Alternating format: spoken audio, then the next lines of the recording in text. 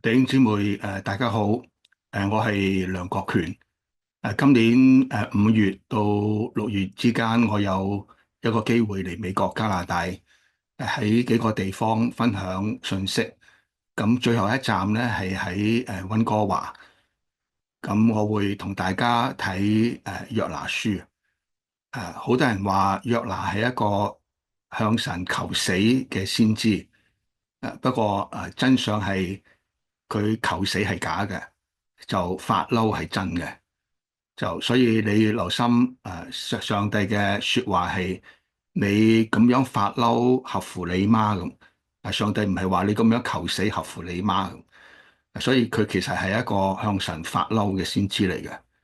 就耶和華吩咐約拿就去尼尼微，就宣講攻擊呢個城嘅說話。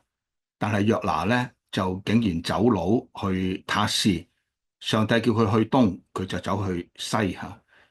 其實約拿同埋上帝之間，其實佢哋個衝突喺邊一度咧咁？